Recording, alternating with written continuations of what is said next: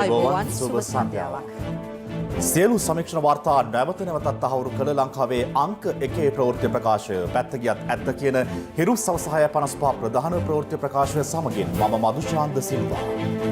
මම උත්පලා රත්නායක. මුලින්ම සිරස්තල.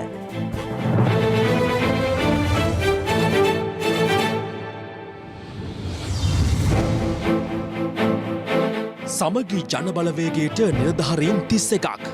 සභාපති ෆොන්සේකා. ජ්‍යෙෂ්ඨ නියෝජ්‍ය සභාපතිවරු 6 දෙනෙක්.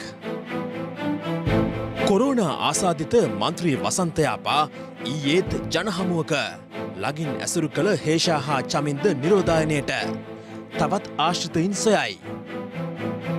සුවය ලැබූ කොරෝනා ආසාදිතයින් 50,000 පනී. පස්සර විද්‍යාලයේ ආසාදිතයින් 15 දක්වා ඉහළට. තවත් පාසල් කිහිපයකින් ආසාදිතයින්. පාස්තු කොමිසම වීඩියෝ තාක්ෂණය ඔස්සේ ශානිගෙන් සාක්ෂි විමසයි.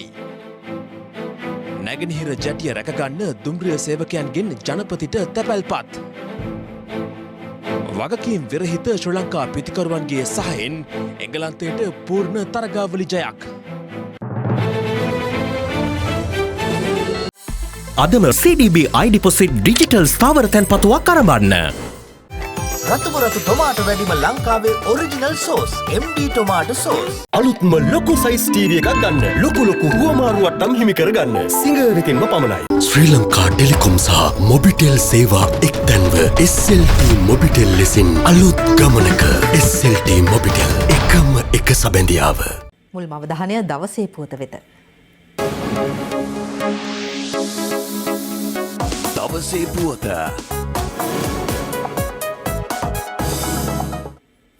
ශ්‍රී ලංකා පොදුජන පෙරමුණේ මහනුවර දිස්ත්‍රික් පාර්ලිමේන්තු මන්ත්‍රී වසන්ත යාපා බණ්ඩාර මහතාට COVID-19 වෛරසය ආසාදනය වී ඇති බවට තහවුරු වී තිබෙනවා. ඒ අනුව මේ වන විට පාර්ලිමේන්තුවේ මැති ඇමතිවරුන් 6 දෙනෙකුට COVID ආසාදනය වී ඇති අතර ඉන් 2 දෙනෙකු සුවය ලබා සිටිනවා.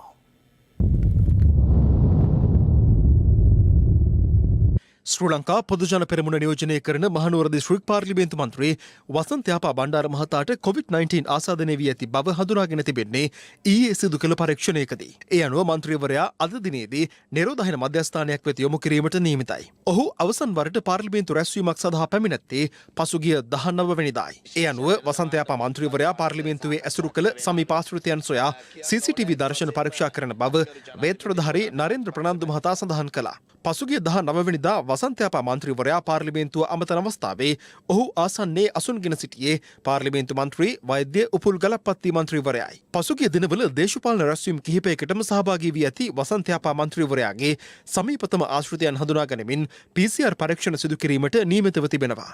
මන්ත්‍රීවරයා ඊයේ දිනත් යටිනුවර ආසනයේ ග්‍රාම්‍ය රැස්වීම් කිහිපයකට එක් වූ බව සිය නිල ෆේස්බුක් පිටුවේ ඡායාරූප සහිතව සටහනක් තබා තිබුණා. තමන් කොවිඩ් ආසාදිත බව දිස්ත්‍රික් වෛද්‍ය නිලධාරීවරයා විසින් ඊයේ රාත්‍රී 10ට පමණ දැනුම් දුන් බවද මන්ත්‍රීවරයා සිය ෆේස්බුක් ගිණුමේ සටහන් කර තිබෙනවා. තමන් සමග සමීපව කටයුතු කළ සියලු දෙනා සුදුසු වෛද්‍ය පරීක්ෂණයකට යොමු වන ලෙසද ඔහු ඉල්ලා සිටිනවා. ඒ අනුව අද පැවති සමගි ජනබලවේගයේ කෘත්‍ය අධිකාරී මණ්ඩල රැස්වීමට සහභාගී වූ පාර්ලිමේන්තු මන්ත්‍රීවරුන් වන හේෂා විතානගේ චමින්ද විජේසිරි යන මහත්වරුන් රැස්වීම අතරතුර පිටව ගියේ වසන්ත යාපා මන්ත්‍රීවරයාගේ ආශ්‍රිතයන් වීම හේතුවෙන්. මොකද මේ කලින්ම යන්න කියන්නේ? අනේ නෑ කලින් යනෝනේ මේ අපි පොඩ්ඩක් එළියට ආව මේ PCR එකක් කරන්න යන්න. තාම සාකච්ඡාවට යනවා. මොකද හේතුව අපිට එළියට යන්න වෙලා තිබෙනවා PCR පරීක්ෂණයකට යන්න. මේ වන විට හේෂා විතානගේ චමින්ද විජේසිරි යන මන්ත්‍රීවරුන් ස්වයං නිරෝධායනයට යොමුව සිටිනවා. පාර්ලිමේන්තු මන්ත්‍රී වසන්ත යාපා බණ්ඩාර මහතාට COVID-19 ආසාදනය වී ඇති බවට තහවුරු වීමත් සමග කොවිඩ් ආසාදිත පාර්ලිමේන්තු මැති ඇමතිවරුන් ගණන 6 දෙනෙකු දක්වා ඉහළ ගියා. දයාසිරි ජයසේකර රාජ්‍ය අමාත්‍යවරයාට COVID-19 වෛරසය ආසාදනය වී ඇති බවට හඳුනාගෙන උනේ පසුගිය 8 වනදා. පසුව පාර්ලිමේන්තු මන්ත්‍රී රවුෆ් හකීම්, අමාත්‍ය වාසුදේව නානායක්කාර, රාජ්‍ය අමාත්‍ය පී.එල්. නිශාන්ත, සෞඛ්‍ය අමාත්‍ය පවිත්‍රා වන්‍යාරච්චි යන මහත්මීන්ටද COVID-19 වෛරසය ආසාදනය වී ඇති බවට හඳුනාගෙන උනා. ඔවුන් අතරින් රාජ්‍ය අමාත්‍ය දයාසිරි ජයසේකර සහ අමාත්‍ය වාසුදේව නානායක්කාර යන මහත්වරුන් මේ වන විට සුවය ලබා නිවෙස් වෙත ගොස් තිබෙනවා. මේ අතර කොවිඩ් ආසාදිත සෞඛ්‍ය අමාත්‍ය පවිත්‍රා වන්‍යාරච්චි මහත්මියගේ ආශ්‍රිතයෙකු වීම හේතුවෙන් සෞඛ්‍ය සේවා අධ්‍යක්ෂ ජෙනරාල් වෛද්‍ය අසේල ගුණවර්ධන මහතා ස්වයං නිරෝධායනයට යොමු වී සිටිනවා. දවසේ පුවත. මාස 5කට පමණ පසු බස්නාහිර පළාතේ පාසල් සාමාන්‍ය පෙළ සිසුන් සඳහා පමණක් අද විවෘත කෙරුණා. සිසුන්ට ඇති අවදානම අවම කිරීම සඳහා සියලු පාර්ශව සෞඛ්‍ය මාර්ගෝපදේශ අනුව කටයුතු කිරීම වැදගත් බව රජයේ වෛද්‍ය නිලධාරීන්ගේ සංගමය පවසනවා.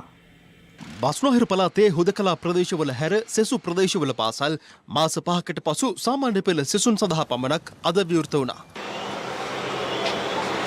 දෙවේනේ සෙසු පළාත්වල පාසල් යම් යම් සීමා කිරීම්වලට යටත්ව විවෘත වුවද COVID-19 වෛරස් තත්ත්වයේ හේතුවෙන් බස්නාහිර පළාතේ පාසල් විවෘත කෙරුණේ නැහැ. ඒ අනුව බස්නාහිර පළාතේ අධ්‍යාපන කලාප 11ක් තුල පාසල් 1576ක් අතරින් සාමාන්‍ය පෙළ පන්ති පැවැත්වෙන පාසල් 907ක් අද සිට එම සිසුන් සඳහා විවෘත වුණා. පාසල් විවෘත වීම සම්බන්ධයෙන් සිසුන් සහ ගුරුවරුන් මෙලෙස අදහස් පළ කළා. ගොඩක් හොඳයි දරුවන්ට මේ ඉස්කෝලේ ගුරුවරුත් එක්ක වැඩ කරන්න ලැබෙන එක.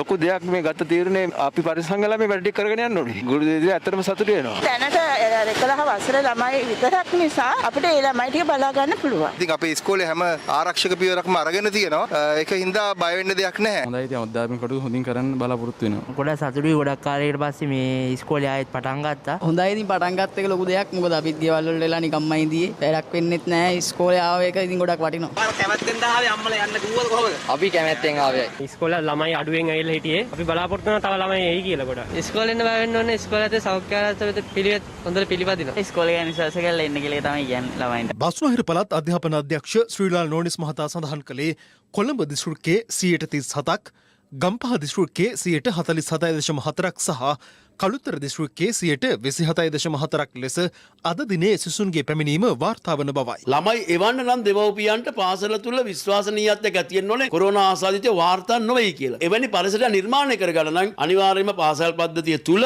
පැහැදිලිවම PCR ඇන්ටිජන් පරීක්ෂණ කරලා යම්කිසි වාර්තා කිරීමක් කළොත් ඒ පාසල් තුල විශ්වාසයක් ඇති වෙනවා මේ පාසල සෞඛ්‍ය ආරක්ෂිතයි කියන කාරණාව. සාමාන්‍ය පෙළ සිසුන් සඳහා පාසල් ආරම්භ කිරීම පිළිබඳ රජයේ වෛද්‍ය නිලධාරීන්ගේ සංගමයේද අදහස් පළ කළා. අවදානමක් තියාගෙන තමයි පාසල් විවෘත කරලා තියෙන්නේ. අවදානම අවම කරන්න නම් අනිවාර්යයෙන්ම දීලා තියෙන මාර්ගෝපදේශ අනුව හැසිරෙන්න ඕන. ඒ නිසා විශේෂයෙන් මේ ප්‍රවාහන පද්ධතිය තුල පාසල් දරුවන්ට නිසි ආරක්ෂාවක් ලැබෙන ක්‍රමවේදයක් සකස් කිරීම, පාසල තුල වගේම ඒ අතරතුරේදී ගමන් කරන මාර්ගය තුල දරුවන්ට ආරක්ෂාව සහතික වෙන ක්‍රමවේදයන් ස්ථාපිත කළා පාසල් පද්ධතිය නව සාමාන්‍යකරණයත් එක්ක පවත්වා ගැනීම සඳහා අපි හැමෝම සෞඛ්‍ය අමාත්‍යාංශය සහ අධ්‍යාපන අමාත්‍යාංශයට අවශ්‍ය සහයෝගය ලබා දිය යුතුයි කියලා රජයේ වෛද්‍යානික සංගමයේදී අපි විශ්වාස කරනවා. සිසුන්ගේ ප්‍රවාහන කටයුතු වෙනුවෙන් සිසු සැරිය බස් රථ යොදවා ඇති අතර අවශ්‍ය වුවහොත් අතිරේක බස් රථ යොදවීමටද සූදානම් බවයි ලංකා ගමනාගමන මණ්ඩලය ප්‍රකාශ කළේ.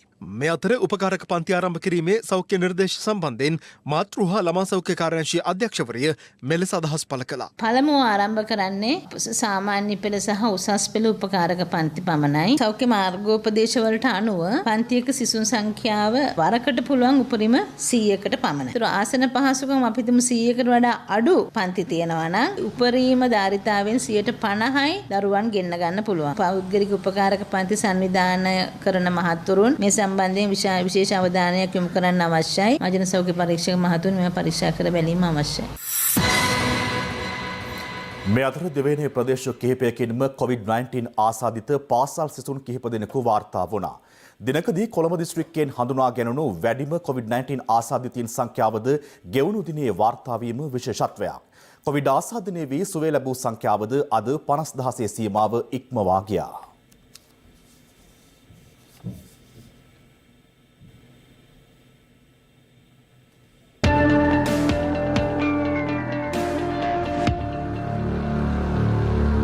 COVID-19 ආසාදිතයින් 383 දෙනෙකු අද දිනේ හඳුනා ගැනීමත් සමග මෙරටින් වාර්තා වන සමස්ත ආසාදිතයින් සංඛ්‍යාව 58813ක් දක්වා ඉහළ ගියා. අද පුද්ගලයන් 653 දෙනෙකු සුවය ලැබූ අතර ඒ අනුව සුව වූ සංඛ්‍යාව සටහන් වන්නේ 50337ක් ලෙසයි. COVID-19 ආසාදිතයින් 843 දෙනෙකු ඊයේ හඳුනාගත් අතර ඉන් අඩකටත් වැඩි සංඛ්‍යාවක් වාර්තා වී තිබුණේ කොළඹ දිස්ත්‍රික්කයෙන්. 480ක් වන එය දිනකදී කොළඹ දිස්ත්‍රික්කයෙන් වාර්තා වූ වැඩිම ආසාදිතයින් සංඛ්‍යාවයි. කොළඹ මහනගර සභා සීමාවෙන් වාර්තා වූ ආසාදිතයින් සංඛ්‍යාව 232ක්. වැල්ලම්පිටිය හා ගල්කිස්ස යන ප්‍රදේශවලින්ද ආසාදිතයින් 29 බැගින් වාර්තා වී තිබුණා.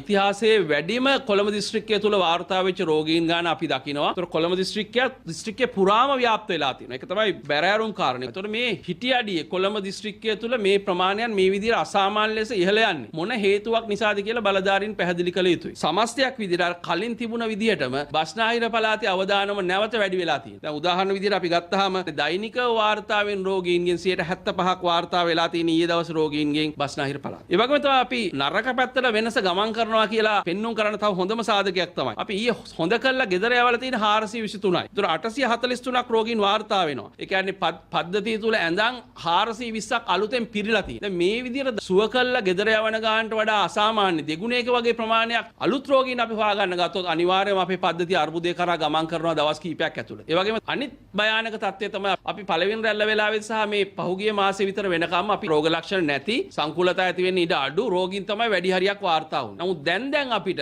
ශේෂ්ත්‍රයෙන් වාර්තා වෙනවා රෝග ලක්ෂණ සහිත රෝගීන් වෙනදට සාපේක්ෂව වැඩි ප්‍රමාණයක්. ගත වූ දිනයේදීද දිවයිනේ දිස්ත්‍රික්ක 25න්ම ආසාදිතයින් වාර්තා වී තිබුණා.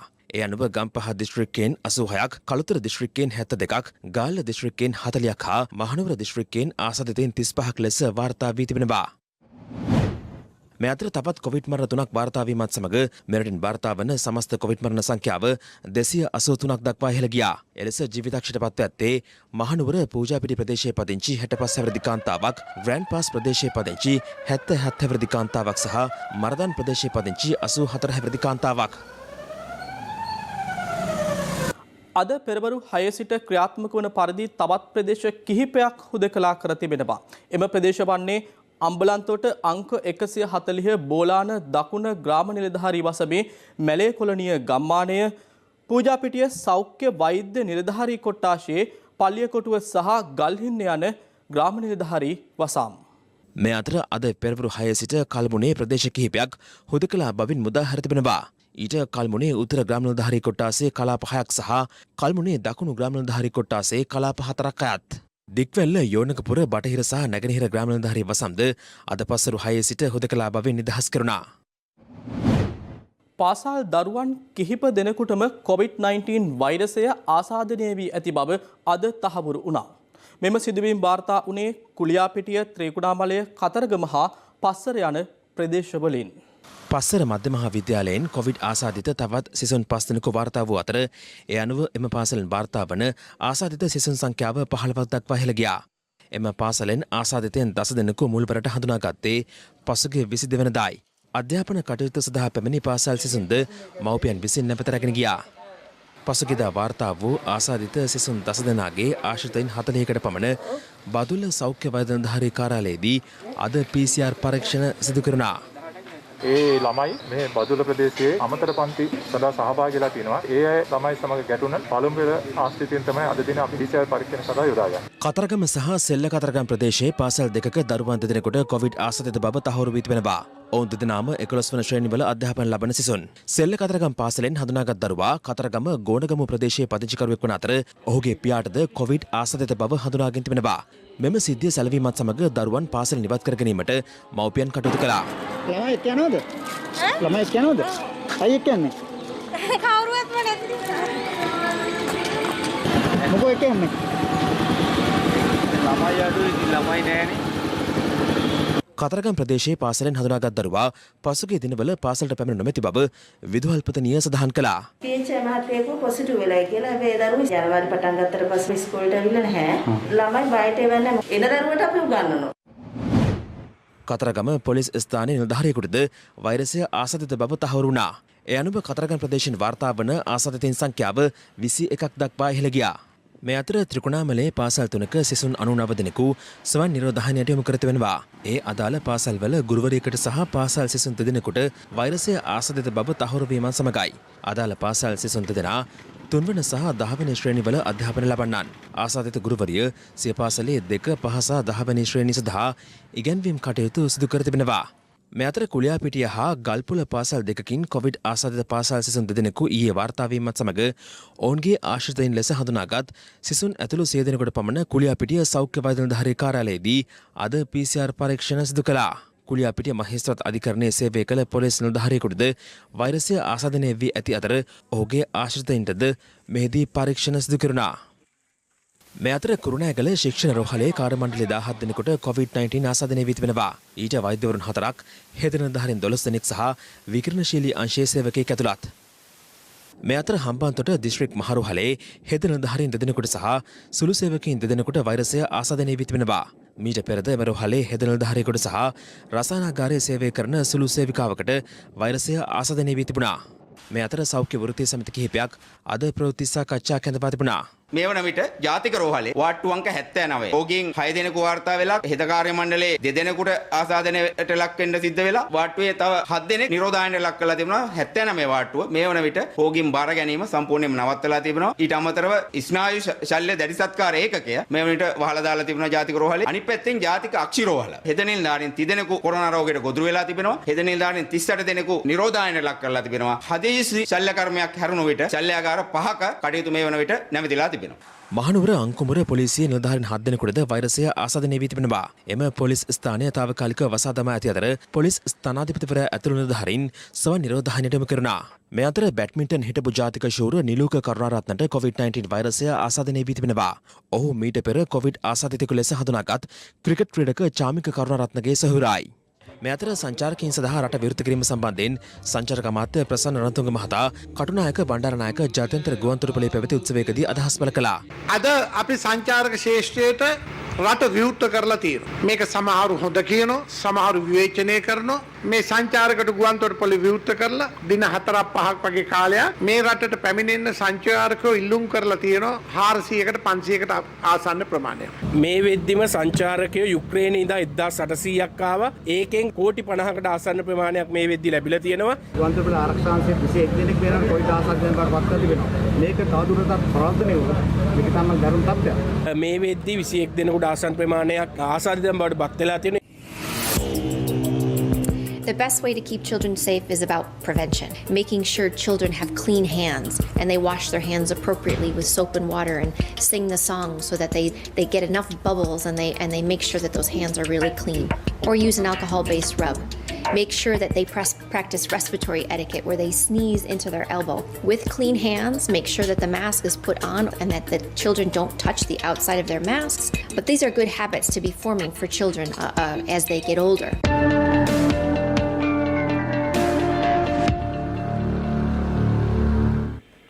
පානදුර පල්ලිමුල්ල ප්‍රදේශයේදී පුද්ගලයෙකු වෙඩි තබා ඝාතනය කර තිබෙනවා. යතුරුපැදියකින් පැමිණි දෙදෙනෙක් මෙම වෙඩි තැබීම සිදු කර ඇති බව මූලික විමර්ශනවලදී අනාවරණ වී ඇතැයි පොලිසිය පැවසුවා. මොරටුව ප්‍රදේශයේ සිට පානදුර දෙසට ත්‍රිරෝධ රථයකින් ගමන් කරමින් සිටි තිදෙනෙකු ඉලක්ක කරගනිමින් අද පෙරවරු 9:15ට පමණ මෙම වෙඩි ප්‍රහාරය එල්ල වී තිබුණා. යතුරුපැදියකින් පැමිණි දෙදෙනෙකු පානදුර පල්ලිමුල්ල වෙළඳ සංකීර්ණයේ ඉදිරිපිටදී ත්‍රිරෝධරය හරස් කර වෙඩි තැබීම සිදු කර ඇති බවයි මූලික පරීක්ෂණවලදී අනාවරණ වී ඇත්තේ. මෙම වෙඩි තැබීම සිදුවන අවස්ථාවේ ත්‍රිරෝධ රථයේ සිටි තවත් දෙදෙනෙකු පලා ගොස් දිවි ගලවාගෙන තිබුණා. ටීවීල්ලගේ මොට්ටුවට ගිහිල්ලා ආවා. අපි යාළුවෙක්ගේ කතා කරගෙන හිටියේ. එකපාරට ආවා.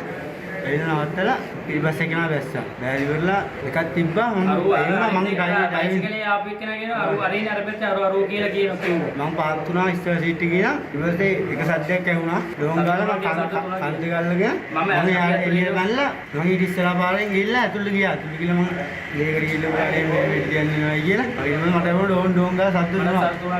ඊට පස්සේ මම ඒ ගිහින් එළියට බැලලා එළවලේ අල්ලුව නැති වෙලා.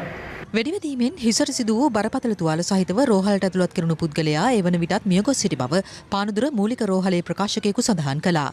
මෙලෙස මිය ගියේ පානදුර කෙසෙල්වත්ත ගැමුණු මාවතේ පදිංචි ලක්ෂාන් සඳකැලුම් නැමැති 32 වැනි පුද්ගලයෙක්. ඔහු දීවර රැකියාවේ නිරත වන එක් දරුපියෙක් බව පොලිසිය සඳහන් කළා. විමර්ශන සිදු කරන පොලිස් නිලධාරීන් වෙඩි තැබීම සිදු කර ස්ථානයේ තිබී T56 වර්ගයේ ගිනි අවි වලට යොදා ගන්නා හිස් සුණ්ඩ කොපි දෙකක් සොයාගත්තා. පෞද්ගලික ආරවුලක් මුල් කර ගනිමින් මෙම වෙඩි තැබීම සිදු කරන්නට ඇති බවට පොලිසිය සැකපල කරනවා. යතුරුපැදියකින් පැමිණි දෙදෙනෙක් මෙම වෙඩි තැබීම සිදු කර ඇති බව මූලික විමර්ශනවලදී අනාවරණ වී ඇතැයි පොලිසිය පවසනවා. එම සැකකරුවන් පලා ගිය ආකාරයයි මේ.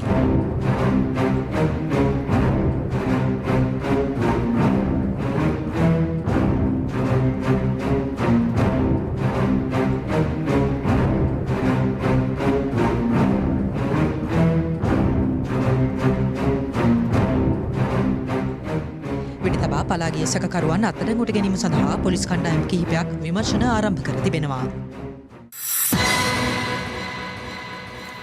එක රටක් එක නීතියක් යන ජාතික අවශ්‍යතාවය වෙනුවෙන් රජය මුලපුරා ඇති බව අග්‍රාමාත්‍ය මහින්ද රාජපක්ෂ මහතා පවසනවා.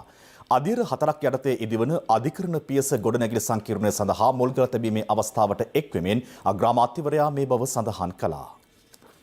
කොළඹ අලුත්කඩේ අධිකරණ සංකීර්ණයේ ඉඩකඩ සීමා සහිත වීම හේතුවෙන් ඒ ආසන්නයේම ඉදිකරන අධිකරණ පියස ගොඩනැගිලි සංකීර්ණයට මුල්ගල් තැබීම අද පෙරවරුවේ සිදු කෙරුණේ අග්‍රාමාත්‍ය මහින්ද රාජපක්ෂ මහතාගේ ප්‍රධානත්වයෙන්. එහිදී මහේස්ත්‍රාත් අධිකරණ සංකීර්ණය, අධිකරණ අමාත්‍යාංශ සංකීර්ණය, මහාධිකරණ සහ දිස්ත්‍රික් අධිකරණ සංකීර්ණය සහ නිල නිවාස සංකීර්ණය යන අධීර යටතේ වසර 3කින් මෙම ව්‍යාපෘතිය නිම කෙරෙනු ඇති.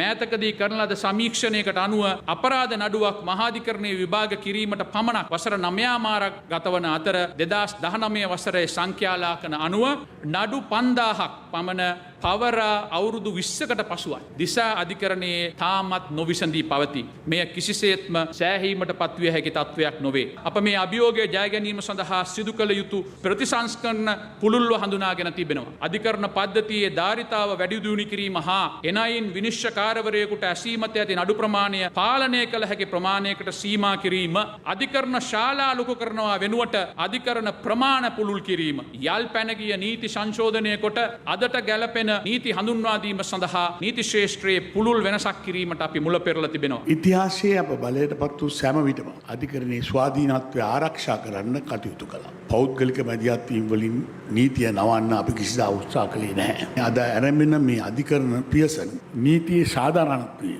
පිහිට පතන ජනතා පියස බවට පත්විය යුතුයි අපි විශ්වාස කරනවා. අප සෑම විටම විශ්වාසය කරන්නේ නීතිය සැමට සමාන විය යුතුයි කියලා. ඒ වගේම පුරවැසියන් නීතිගරුක විය යුතුයි. තවත් පැත්තකින් පුරවැසියන්ට ඒ ආයතනය ගැන පිය නැති විය යුතුයි කියලා අපි විශ්වාස. මේ ප්‍රතිසංස්කරණ එක් රැයකින් නිම කරන්න බැරි බව ඇත්ත. ඔබ ඇතුළු ජනතාවේ සත්‍ය තේරුම්ගෙන තියෙනවා කියලා මම විශ්වාස කරනවා. ඒ නිසා එක රටක එක නීතියක් වෙනුවෙන් ජාතික අවශ්‍යතාවය ගොඩනැගීමේ කාර්යයට අප මුල පුරා තිබෙනවා. සමගි ජනබලවේගයේ නව සභාපතිවරයා ලෙස ෆීල්ඩ් මාර්ෂල් සරත් ෆොන්සේකා මහතා පත් කර තිබෙනවා. එම පක්ෂයේ කෘත්‍යාධිකාරී මණ්ඩලය අද පළමුවරට රැස් වූ අවස්ථාවේදී පසුගිය ජනාධිපතිවරණ සමයේ ගොඩනගාගත් සමගි ජනබලවේගයේ පළමු කෘත්‍යාධිකාරී මණ්ඩල රැස්වීම ඇතුල්කෝට්ටේ පිහිටි එම පක්ෂ මුලසානයේදී අද පැවැත්වුණා. සමගි ජනබලවේගයේ නායක සජිත් ප්‍රේමදාස මහතාගේ ප්‍රධානත්වයෙන් පැවති මෙම කෘත්‍යාධිකාරී මණ්ඩල රැස්වීමේදී පක්ෂයේ නව සභාපතිවරයා ලෙස ෆීල්ඩ් මාර්ෂල් සරත් ෆොන්සේකා මහතා පත් කර තිබෙනවා. පක්ෂයේ මහලේකම්වරයා ලෙස රංජිත් මද්දුම බණ්ඩාර මහතාත්, ජාතික සංවිධායක ලෙස තිස්ස අත්තනායක මහතාත් නැවත වරක් පත්ව තිබෙනවා. මේ අතර පක්ෂයට නව නියෝජ්‍ය ජාතික සංවිධායක දුරු 3ක්ද පිහිටවා ඇති අතර බුද්ධික පතිරණ ජේ.සී. අලවතුවල, රංජිත් අලුවිහාර යන මහත්වරුන් ඒ සඳහා පත් වුණා. පක්ෂයට නව ජ්‍යෙෂ්ඨ නියෝජ්‍ය සභාපතිවරුන් 6 දෙනෙක් පත් කර ඇති අතර ලක්ෂ්මන් කිරියල්ල, කබිර් හෂීම්, ඉමිතියාස් බාකිර්මාකර්, රාජිත සේනාරත්න, කුමාර වෙල්ගම, රවීන්ද්‍ර සමරවීර යන මහත්වරුන්. මෙහිදී සමගි ජනබලවේගය සඳහා උපසභාපතිවරුන් 8 දෙනෙක් පත් කර තිබෙනවා. පක්ෂයේ බණ්ඩාකාරික ලෙස ආචාර්ය හර්ෂද සිල්වා මහතා පත් කර ඇති අතර ප්‍රධාන විධායක නිලධාරියා ලෙස කටයුතු කරන්නේ අජිත් පී පෙරේරා මහතායි. සමගි ජනබලවේගය නියෝජ්‍ය ලේකම්වරුන් 4 දෙනෙකුගෙන්ද සමන්විත වනවා. මේ අතර පාර්ලිමේන්තු මන්ත්‍රී පාටලි චම්පික රණවක මහතා ආරාධිතයෙකු ලෙස කෘත්‍යාධිකාරී මණ්ඩල රැස්වීමට පැමිණ ඇති අතර ඔහුට පක්ෂ සමාජිකත්වය ලබා දීමට තීරණය වී තිබෙනවා. අපි ඉදිරි දින කීපය තුළදී සමාජිකත්වය ලබලා දීලා එතුමාගෙන් විශේෂ කාර්යයක් එතුමාට පවරලා එතුමාට සුසු තනතුරක් ලබා දීමට අපි කටයුතු කරනවා. එක්සත් ජාතික පක්ෂ නියෝජනායකතුමා අනුරාධපුරයේදී කියලා තියෙන සමගි ජනබලවේගයේ කණ්ඩායමක් එක්සත් ජාතික පක්ෂයට එක්ක එකතු වීමේ සූදානමක් තියෙනවා. ඒ හෙට අනිද්දා ඔය එක්සත් ජාතික පක්ෂයේ පත් කරපු නිලධාරීන් කීප දෙනෙකුත් අපේ පැත්තට එනවා. ඉතින් ඒක බේර ගන්න තමයි මේගොල්ලෝ මේ වගේ කතා කියන්නේ. පක්ෂ කෘත්‍යාධිකාරී මණ්ඩල රැස්වීමෙන් අනතුරුව මාධ්‍ය වෙත අදහස් දැක්වූ එම පක්ෂයේ සමාජිකයන්. එක්සත් ජාතික පක්ෂයත් එක්ක සාධාරණව පිළිතුරන්න තරම් යදෙනෝට එක්සත් ජාතික පක්ෂයේ එක මන්ත්‍රීයෙක්වත් පාර්ලිමේන්තුවේ නැහැ. ඒක හන්දා ඒගොල්ලොත් එක්ක එකතු වෙලා ගමනක් යනවාද, එකට වැඩ කරන්න කොහොමද කියලා ඒ වගේ විෂයක් කතා කරන්නත් බෑ අපට. නමුත් එක්සත් ජාතික පාක්ෂිකයෝ තමයි මෙතන ඔක්කොම වගේ එකතු වෙලා ඉන්නේ. අපි එක දැන් තව ලක්ෂ 2ක් විතර ඉන්නවා මම හිතන්නේ. ඉතුරු වෙලා ඒගොල්ලෝ තනාගතේ අපි එක්ක එකතු වෙවි.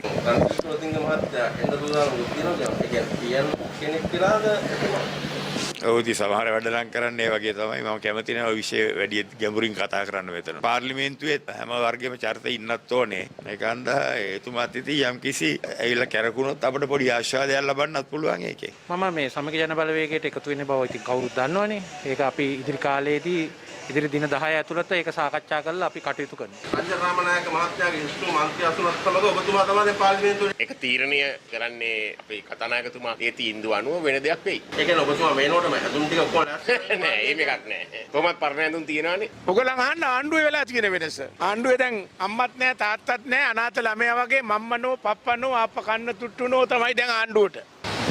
පුරස් කළා තියෙන්නේ. දේශීය සම්පත් විකුණන්නේ නැtei කියලා බලයට ආපු මේ රජය 68 ලක්ෂයකගේ ඒ විශ්වාසය අද පළුදු කරලා තිබෙනවා. නිසා ඒකට උත්තර බඳින්න තියෙන්නේ රජයට. මේ රටේ ජාතික සම්පත් කොයි ආකාරයකටද ආරක්ෂා කරන්නේ? ඒ වගේම විදේශ ආයෝජන අපේ රටට අවශ්‍යයි. කොහොමද මේ විදේශ ආයෝජන අපේ රටට ලබා ගන්නේ? මේවා පිළිබඳව නැවුම් වැඩපිළිවෙලක අවශ්‍යතාවය තිබෙනවා. 69 ලක්ෂයක් 68 ලක්ෂයක් ඡන්දෙ දුන්නේ 2015 ආණ්ඩුව කරපු දේ කරන්න නෙවෙයිනේ. කොවිඩ් ආසාදනය වූ අපරාධ පරීක්ෂණ දෙපාර්තමේන්තුවේ හිටපු අධ්‍යක්ෂ ශානි අබේසේකරගෙන් පාස්කු ප්‍රහාරය සම්බන්ධයෙන් විමර්ශනය කෙරෙන ජනාධිපති කොමිසම අද පළමු වරට සාක්ෂි විමසුවා.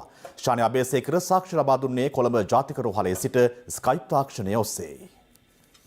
රක්ෂිත බන්ධනාගාර ගත කර සිටින වැඩ තහනමට ලක් වූ අපරාධ පරීක්ෂණ දෙපාර්තමේන්තුවේ හිටපු අධ්‍යක්ෂ ශානි අබේසේකරගෙන් පාස්කු ප්‍රහාරය සම්බන්ධයෙන් සාක්ෂි ලබා ගැනීම අද ආරම්භ වුණා. ව්‍යාජ සාක්ෂි නිර්මාණය කිරීමේ චෝදනාවක් මත රක්ෂිත බන්ධනාගාර ගත කර සිටියදී පසුගිය වසරේ නොවැම්බර් 23 වනදා සිදු කළ PCR පරීක්ෂණයකින් ශානි අබේසේකරට COVID-19 ආසාදිත බවට හඳුනා ගැනුණේ මහර බන්ධනාගාරයේදී. ඉන්පසුව පොළොන්නරුව ගල්ලෑල්ල අතරමැදි ප්‍රතිකාර මධ්‍යස්ථානින් සහ වැලිකන්ද රෝහලෙන් ප්‍රතිකාර ලැබූ ඔහු IDH රෝහලෙන් ප්‍රතිකාර ලබමින් සිටියේදී ඇති වූ හෘදයාබාධයක් මත කොළඹ ජාතික රෝහලට ඇතුළත් කර තිබුණා. ඒ අනුව පාස්කු ප්‍රහාරය සම්බන්ධයෙන් විමර්ශනය කරන ජනාධිපති කොමිසමට සාක්ෂි ලබා දීමට ශානි අබේසේකර ස්කයිප් තාක්ෂණය ඔස්සේ අද සම්බන්ධ වුණේ ජාතික රෝහලේ 42 වන වාට්ටුවේ සිටයි.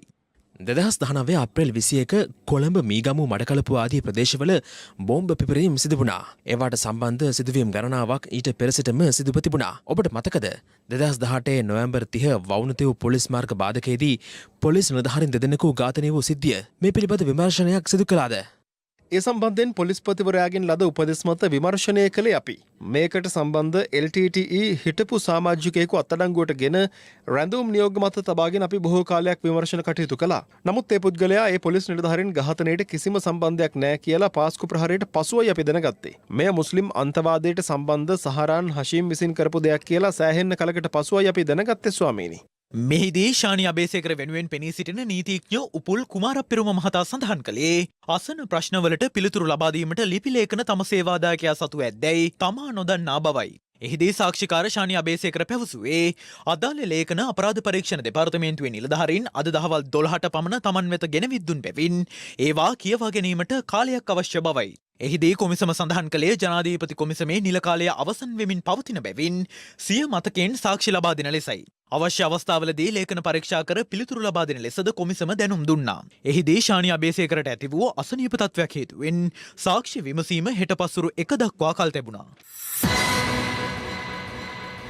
පසුගිය යහපාලන රජයේ සමයේ අධිකරණයට ව්‍යාජ කරුණු ඉදිරිපත් කර දේශපාලන වශයෙන් පරිගැනීම්වලට ලක් කළ අයට සාධාරණයේ ඉටු විය යුතු බව පවසමින් අදත් දේශපාලනඥයින් සහ සිවිල් සංවිධාන නියෝජිතයින් අදහස් පළ කළා.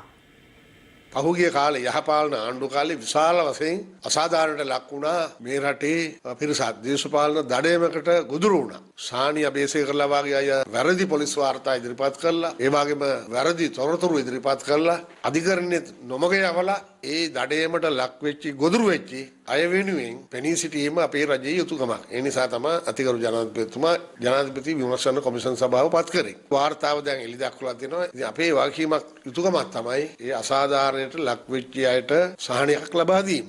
යහපාලන ආණ්ඩුව කාලේ දේශපාලන පරිගැනීම් සහ සියල්ලම ඒගොල්ලන්ට ඕන විදියට අනුර කුමාර දිසානායක මහත්තයා පාටලි මහත්තයාට රනිල් වික්‍රමසිංහ මහත්තයාට ඕන විදියට තමයි අරලිගා මන්දිරෙන් තීරණය කරේ. අර ඇතුළට දාන්න, මෙයා එළියට දාන්න, අරයට මරණීය දඬුවම දෙන්න, මෙයාට අවුරුදු 10ක සිරදඬුවම දෙන්න කියලා තීරණය කරේ ඒගොල්ලෝ. ඒගොල්ලෝගේ කාලේ. හැබැයි අපේ කාලේ එහෙම අපි තීරණය කරන්නේ නැහැ. රංජන් රාමනායක මහත්මයා තමයි එතුමාට දැන් මේ සිරදඬුවම් ලැබෙන වෙනත් කාරණාවක් සඳහානේ. එතුමා සම්පූර්ණයෙන් බරපතල වැරද්දක්. ඒ කියන්නේ නිදොස් කොට නිදහස් කරන්න ඕන අය සිරදඬුවම් ලබා දීලා තියෙනවා. මොනතරම් වැරද්දක්ද කියන්නකෝ. එතකොට ඒ සිරදඬුවම් ලබා දීම සම්බන්ධව එතුමා කරන ලද සංවාද පිළිබඳව සමාජයට හඬපට ආවා. ඒ හඬපටවල තියෙනවා සමහර අවස්ථාවන්වලදී ඒ විනිසුරු තුමියත් එක්ක සාකච්ඡා කරනවා. සාකච්ඡා කළ ඊගාවට ශානියා බේසේකර සහ රංජන් රාමනායකත් එක්ක කතා කරනවා. කතා කරලා ඒගොල්ලෝ කියන මේ නඩුව වෙනත් පැත්තකට යන්න ගියේ.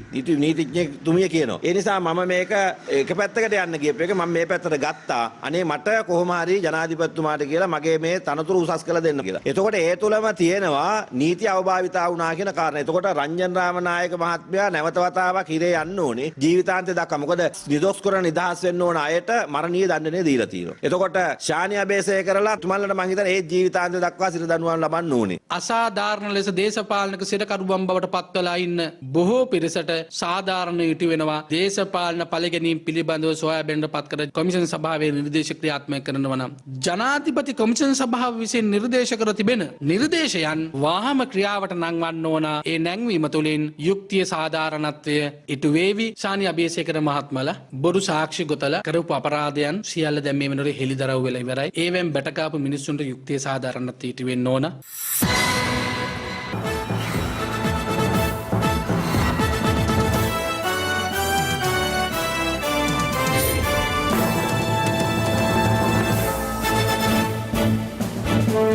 කොළඹ වරායේ නැගෙනහිර පර්යන්තය ශ්‍රී ලංකා වරාය අධිකාරිය මගින් ක්‍රියාත්මක කිරීමට අදාළ යෝජනාව මහාචාර්ය පූජ්‍ය මැදගොඩ අබේතිස්ස හිමියන්ට පිළිගන්නනු ලැබුවා.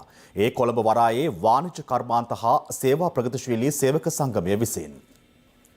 කොළඹ වරායේ වෘත්තීය සමිති 23හි නායකයන් විසින් අදාළ යෝජනාව පූජ්‍ය මැදගොඩ අබේතිස්ස හිමියන්ට පිළිගන්නනු ලැබුවේ පැපිලියාන සුනිත්‍රා දේවී මහා පිරිවෙනේදී. එදා අපි රනිල් වික්‍රමසිංහ ආණ්ඩු කාලේ හම්බන්තොට වරාය විකුණන වෙලාවේ කිව්වේ මේක දෙන්න එපා. මේක හරියට මම මේ මෛත්‍රීපාල ජනාධිපතිවරයා ළඟට ගිහිල්ලා උදේ පාන්දර 7ට එතුමාට පත්‍රය බලන්නත් කලින් මං ගිහිල්ලා ළඟ ඉඳගෙන කිව්වා ජනාධිපතිතුමනි ඉඩ කඩම් විකුණගෙන කරන තාත්තා කෙනෙක් ළඟට ඇවිල්ලා අඬ අනේ තාත්තේ අපිට ජීවත් වෙන්න තියෙන මේ ගෙයි වත්තයි ඉඩමයි මේක රැකලා දෙන්න කියලා කියන පුතෙක් වගේ හිතන්නවා. මං එහෙමයි කිව්වේ එතුමාට මතක ඇති. එහෙම හිතලා මේ වරාය විකුණන්න එපා. නමුත් මේ වරාය නිකම් පූල් එකක් කියලා කතා කරලා මේක වික්කේ මේ කාලකන්ණි තුට්ටු දෙක යනදිලා කියනවා හම්බන්තොට වරාය දෙද්දි බලන් හිටපු අය කෑ ගහපු නැති අය මේකට කෑ ගහන. එහෙම කිව්වට කමන්නේ දේශපාලක. කෑ ගහපු නැති පිරිසක් හිටියා වන්දි බට්ටකම් කර තුන් ටිකක් යහපාලන ආණ්ඩුවට. හැබැයි උනාට මහා සංඝරත්නයේ හැටියට අපි කඳුළු ගෑස් කෑවා. අපි නොමැරි බේරිලා යන්තම් ආව අපේ හාමුදුරුවෝ සමහර අය ඉස්පිරිතාලේ. මට මතකයි වරායට එතුමලා ගියපු වෙලාවේ කිව්වා නැගෙනහිර පර්යන්තයේ දෙන්නේ නැතුව බේරගෙන ඉන්න ඕගොල්ලෝ අපේ ආණ්ඩුවකදී අපි මේක අපි දියුණු කරනවා. ඒ නිසා කිසිම සදාචාර අයිතියක් නැහැ. මේක ඉන්දියාවට කොටස් හැටියට හරි ආයෝජනයේ නාමයෙන් කොටස් හැටියට හරි දෙන්න කියන එක අපි ප්‍රධාන වශයෙන්ම සඳහන් කරන්න ඕනේ. අපිට ඕනේ මේ ආණ්ඩුව රැකලා දෙන්න. කොහොමදත් මේ වරාය දුන්නොත් ආණ්ඩුවට ආව උස්සන්න වෙන්නේ නැහැ. ඒ නිසා ආණ්ඩුව හිතනවා නම් මේව කරලා නැගිටින්න පුළුවන් කියලා නැගිටින්න බෑ. අපි මේ ආණ්ඩුව තුලම මේක අපි සතු කරගන්න තමයි උත්සාහ කරන්නේ. හැබැයි නැගෙනහිර පර්යන්තයේ සම්බන්ධයෙන් අපේ මතය ආණ්ඩුවේ මතය නෙවෙයි. අපි ඉන්නේ රටේ මතය පිළිපැත්තේ. ඒක අපි දිවිහිමියෙන් ආරක්ෂා කරන්න අපේ හාමුදුරුවෝ ඉස්සරහා පොරොන්දු වුණා. ඒ වගේ ප්‍රතිඥාවක් දීලා තියෙනවා. අපි මේ වැඩ කටයුතු කරගෙන යනවා. මේ අතර කොළඹ වරායේ නැගෙනහිර පර්යන්තය ඉන්දියාවට ලබා නොදෙන ලෙස ඉල්ලා දුම්රිය වෘත්තීය සමිති සන්ධානය ජනාධිපති ගෝඨාභය රාජපක්ෂ මහතාට තැපැල්පත් යොමු කිරීමේ විරෝධතාවක නිරත වුණා. අද වරායට කරන්නේ එදා කියපු එක නෙවෙයි 69 ලක්ෂයේ ජනතාවගේ බලාපොරොත්තු නෙවෙයි මේ ඉටු කරන්නේ. මේ ආණ්ඩු කියන්නේ ජනතාව පත් කරගන්න තියෙන්නේ වෙන්දේසිකාරයෝ. දැන් ඒගොල්ලෝගේ රාජකාරී කරනවා. නැගෙනහිර ගැටිය පවරන්නේ නැහැ, බදු දෙන්නේ නැහැ, ආයෝජකයන්ට දෙන්නේ නැහැ කියලා ආණ්ඩුව කියනතුරු අපි මේ සටනේ වරාය සේවකයන්ට ශක්තියක් වෙමින් අපි මේ වරාය සටනේ ඉදිරියට ඉන්නවා කියන එක ඉතා පැහැදිලිව ප්‍රකාශ කරනවා. මේ අතර කොළඹ වරායේ නැගෙනහිර පර්යන්තයේ අර්බුදය සම්බන්ධයෙන් අදත් විවිධ පාර්ශව මෙලෙස අදහස් පළ කළා.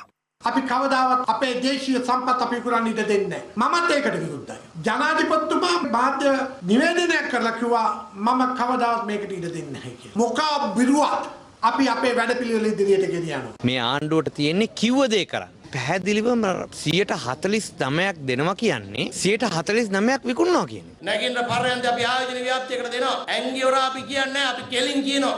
ඉන්දියාවට විතරක් නෙමේ. ඒට ඇමරිකාවේ ඉල්ලුවත්, චීනයේ ඉල්ලුවත්, ආයෝජන ව්‍යාප්තිය වලට ඕනම කෙනෙක් ලංකාවේ ආයිල්ලුවක් දෙනවා. මොකද එතකොට තමයි කර්මාන්ත ඇදෙන්නේ. විදේශ විනිමය ලැබෙන්නේ. ජනතාව රවට්ටලා ජාතික සම්පත් විකුණන්නේ නැහැ කියලා ඇවිල්ලා මේ රටේ තියෙන ප්‍රධානම සම්පත ඒක විකුණන්න ලෑස්ති වෙලා තියෙන්නේ සංඝරත්නය සම්පූර්ණ විරුද්ධයි. ඒගොල්ලන්ට වැඩ කරපු සංඝරත්නය පවා මේ සටන අපි අතාරින්නේ නැහැ. රනිල්ට සමාජයෙන් ජනතාවගෙන් විරෝධයක් තිබිච්ච නිසා පැරද්දුවාට ප්‍රතිපත්තිය පැරදුනේ නැහැ. මොකද ප්‍රතිපත්තිය ක්‍රියාවට නගනවා ඊට වඩා හොඳට දැන් උදාහරණයක් කියන්නේ මොකද්ද? ඒගොල්ලෝ හම්බන්තොට විකුණන නිසා තමයි අපට ඉන්දියාවට මේක දෙන්න වෙලා තියෙන්නේ කියලා. ඉතින් මේ දෙගොල්ලම එකයි නේද? ශ්‍රී ලංකා නිදහස් පක්ෂය අපි මේ සතියේ මේ පිළිබඳව සාකච්ඡා කරනවා. මේ රජය බලයට පත් කරන්න කටයුතු කර අපේ ගරුතර මහා සංඝරත්නය අනෙකුත් ආගමික නායකයින් මේ වගේම අපේ වෘත්තීය සමිති මේ සියලු දෙනාගේ හඬට කන් දිය යුතුයි කියන මතය අපි ප්‍රධාන වශයෙන් ඉන්නවා. මේ විකිණීමකට කොහොමදත් කටයුතු කරන්නෙත් නැහැ, ඉඩ දෙන්නෙත් නැහැ. වරාය ඉංජිනේරු මාත්‍රෝ සලස්මක් හදලා ජනාධිපතිතුමත් කරා වරාය සංවර්ධනය කරන්න අපට පුළුවන් කවුරුත් උනේ තාක්ෂණෙත් එපා මොකක්වත් එපා සල්ලි ටිකක් හොයා දෙන්න පොඩි ගාණක් මේක අපි හදන්න කියලා. වරාය හදන්න සල්ලි කීපයක් වෙන් කරන්නේ නැහැ. ඒක දෙනවා ඉන්දියාවට හදන්න යනවා මැණික්කුරුණ රත්නපුරේ. ආණ්ඩුද මේවා? අපි අහනවා මේ යම් යම් විරෝධතා පවත්වන අය ගෙනල්ලා පෙන්නන්න ශ්‍රී ලංකා වරාය අධිකාරිය. නැගිට පර්යන්තේ විතරක් නෙවෙයි. එක බිම් අඟලක්. එක බිම් අඟලක් එක පර්චස් එකක්. අපේ ගොඩ බිමින් එහෙම නැත්නම් මහා සාගරේ. කාට හරි විකුණලා තියෙන වැඩ පිළිලක් තියෙනවද? බදු දෙන වැඩ පිළිලක් තියෙනවා නම් කරුණාකරලා පෙන්නන්න. එහෙම කිසිම දෙයක් වෙන්නේ නැහැ. ජනවරමට පිටුපාල ජනතාවගේ පරමාධිපත්‍ය බලයට පයින් ගහලා බහුජාතික සමාගම් වලට ජටේ ජාතික සම්පත් කුණු කොල්ලට විකුණනවා නම් ඒකට එරෙහිව කඳවුරු බඳින්නට මහා සංඝරත්නයේ සූදානම් කියන එක මතක් කරනවා. තාමත් සාකච්ඡා මට්ටමේ තියෙන දෙයක් අපි බලමු ඉදිරියේදී ඒක කැබිනට් එකේ අනුමැතිය ඒ වගේම ජනාධිපතිතුමා අගමැතිතුමා පැහැදිලිවම ප්‍රකාශ කරලා තියෙනවා සියලුම දේවල් පාර්ලිමේන්තුවට ගේනවා කියලා. ඒක විශ්වාස කරනවා අපේ රටට සාධාරණයක් ඒ වගේම වරායට සාධාරණයක් වෙන කටයුත්තක් සිදු වෙයි. මේ 69 ලක්ෂය ජනවරම ඔබලාට දුන්නේ ජාතික සම්පත් විකුණාගෙන කන්න නෙවෙයි. ඒ නිසා මේ තරම්ම මේ ආණ්ඩු බංකොලොත් වෙලාද හිඟන භාවයට පත් වෙලාද කියන ප්‍රශ්නේ අපිට අහන්න සිද්ධ වෙනවා. ජනාධිපතිවරයා තුළ මේ ආණ්ඩුවට කිසිදු සදාචාරාත්මක හෝ නෛතික වගකීමක් නැත්තේ නෑ උන්ට අපේ රටේ ජාතික සම්පත් මේ විදියට විකුණා දැමීමට මොන බෝඩ් ලෑල්ල යටතේ හරි ජාතික සම්පත් විකුණනවා නම් අපි ඒකට විරුද්ධයි. රජයේ තීන්දුවක් ගන්නවා නම් ඕන ඇමතිවරයෙක් ඒ රජයේ තීන්දුවත් එක්ක හිට ගන්න ඕනේ. එහෙම නැතුව සරුංගල් මවල සරුංගල් පස්සේ යන්න ගියොත් මහා විශාල විනාශයක් වෙන්නේ. පහුගිය කාලකන්ණි පිස්සු ආණ්ඩුව එලවන්න මහා සංඝරත්නයේ නායකත්වය දෙන්නේ. හැබැයි සමහර තැන්වල මහා සංඝරත්නයත් සමහර අය උසි ගන්නවා. ඒකෙන් අපි පරිස්සම් වෙන්න ඕනේ.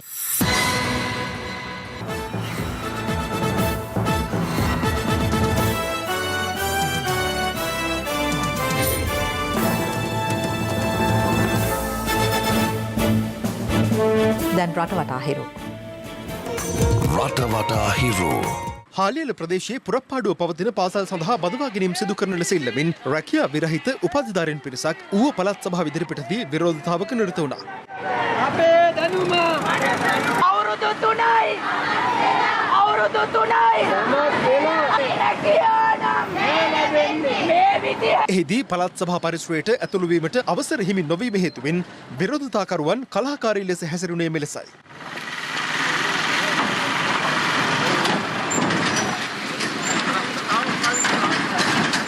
ගුරුවරු දැන් તો ඉස්කෝල 42ක් වහනවා වදුල්ලේ. අයි බයද අපි ගාව මුකුත් නෑ අන්න නෑ.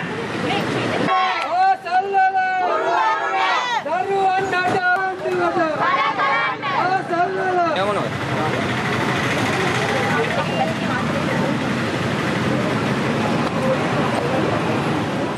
දිවි ගමනට සමුදුන් කලාකීර්ති ආචාර්ය එඩ්වින් අරිදාස මහතාගේ දේහය පිළිබඳ අවසන් කටයුතු අද පසරුවේ පූර්ණ රාජ්‍ය අනුග්‍රහය සහිතව බොරැල්ල කනත්තේදී සිදු කෙරුණා.